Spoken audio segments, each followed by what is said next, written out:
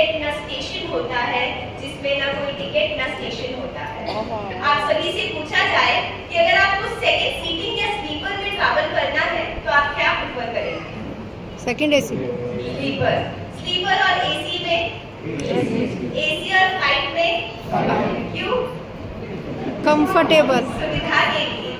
आप सभी अगर फ्लाइट में कहीं जाएंगे तो ज्यादा से ज्यादा हैदराबाद से अहमदाबाद, हैदराबाद से बॉम्बे या हैदराबाद से अमेरिका चले जाएंगे, पर उससे आगे कहाँ? आप सभी इस 10 घंटे, 12 घंटे, 4 घंटे की यात्रा में सुविधा चाहते हैं, पर मैंने अपनी लंबी यात्रा का रिजर्वेशन करना चाहा और इसीलिए मैंने अपना कदम बढ़ाया संयम की ओर और इसी लक्ष्य को लेकर आज मैं यहाँ खड़ी हूँ। मैं आज जिस पद पे बढ़ रही हूँ वहाँ पर एक बहुत सिंपल लाइफ है, पर मैंने जैसा आपने देखा घर पर एक बहुत अलग लाइफ जी है। मैं एक बहुत शौकीन लड़की थी, मुझे हर चीज का शौक था, घूमने का, फिरने का और सबसे ज्यादा शौक मुझे था शॉपिंग का। अच्छे अच्छे कपड़े पहनना, तैयार होकर घूमना मेरी लाइफ थी। नए नए प्रोडक्ट्स खरीदना, मेकअप करना, ये सब मेरी जिंदगी थी। जिंदगी बहुत हसीन थी। मैंने 6 साल अपना खुद का क्राफ्ट का बिजनेस किया और 3 साल यूरो किड्स प्री स्कूल में एज काउंसलर मैंने जॉब किया। ये सब होने के बावजूद मेरे पास बहुत फ्रीडम था। मेरे पेरेंट्स ने कभी मुझे किसी चीज के लिए मना नहीं किया। हर हफ्ते में 2-3 दिन मैं अपने फ्रेंड्स के साथ बाहर घूमती थी और पिछले जब संस्था में भर्ती हुई उसके 3-4 साल में तो ऐसा एक भी महीना ऐसा नहीं था जिस दिन मैं कोयम्बटूर से बाहर नहीं गई। गुरुदेव का जिस पर आशीर्वाद होता है उसके जीवन की दिशा अपने आप मुड़ जाती है। 2019 में गुरुदेव का मर्यादा महोत्सव कोयम्बटूर में था। हमारे घर से मेरी बड़ी बहन साध्वी मंजुलेशा जी संघ में दीक्षित है। उनको 12 साल हो गए हैं दीक्षा लेकर। महाराज की सेवा में मुझे जाने का बहुत अवसर मिला।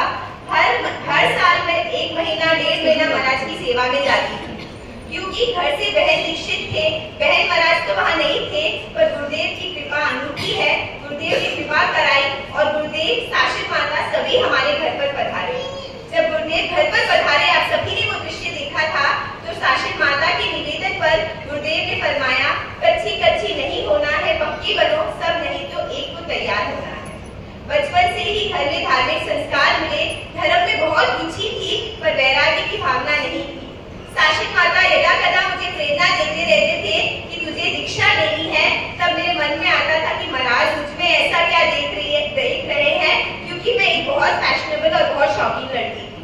गुरुदेव ने फरमाया और फिर गुरुदेव के वचन खाली कैसे जा सकते हैं। अपनी बहनों से कहती थी, गुरुदेव ने फरमाया है तो किसी को जाना पड़ेगा, तो तुम लोग चले जाओ।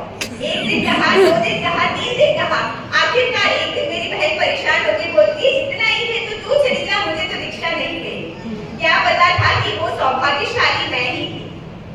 गुरुदेव ने फरमाया और उसके बाद जैसे मैंने बताया महाराज की सेवा में बहुत जाने का अवसर मिलता था।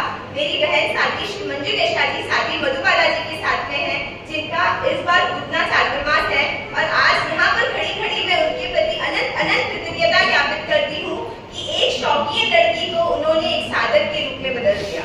साध्वी श्री मधुबाला जी, उनका पूरा सिंघाड़ा और मेरी बहन महाराज ने मुझे बहुत प्रेरणा दी कि मुझे इस पद पर बढ़ना है।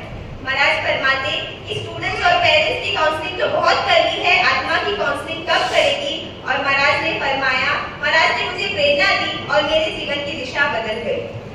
दिशा तो बदल गई, अंदर वैराग्य तो आ गया, पर कहीं न कहीं डर था कि इतने सारे शौकों को एक साथ छोड़ के कैसे जाऊं।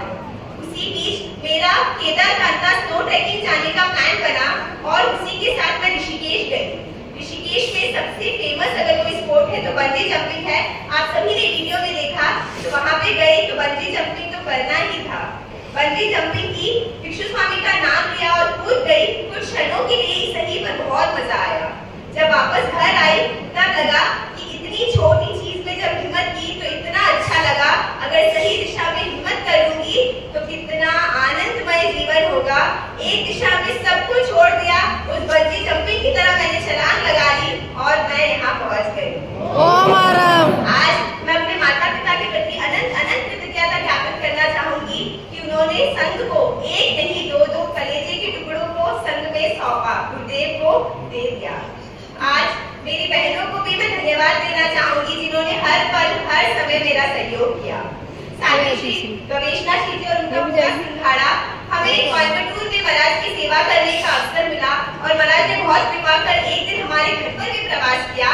महाराज से बहुत प्रेरणाएं मिली और महाराज मैं आपसे यही आशीर्वाद चाहूंगी कि आपने जैसी ऊंचाइयों को प्राप्त किया वैसे ही ऊंचाई मैं भी अपनी लाइफ में प्राप्त कर सकूं, ऐसा मुझे आशीर्वाद दें। आज मेरी संस्था की बहन मुमुक्षु बीनू के प्रति मैं कृतज्ञता ज्ञापित करना चाहूंगी कि हम दोनों संस्था में साथ रहे, बहुत सारा काम पड़ा साथ में करने का, तो उन्होंने भी मुझे जो सहयोग किया उसके लिए बहुत बहुत कृतज्ञता। गुरु के अनमोल बोल संजीवन देते, तूफानों में जीवन नौका देते। मेरी तूफान भरी जिंदगी में अगर मैंने रास्ता चेंज किया, एक नया मोड़ आया, तो वह गुरुदेव के वचनों के कारण है। आज मैं हैदराबाद के समाज से यही कहना चाहूंगी कि गुरुदेव की प्रेरणा सबको प्राप्त होती है। कैसे?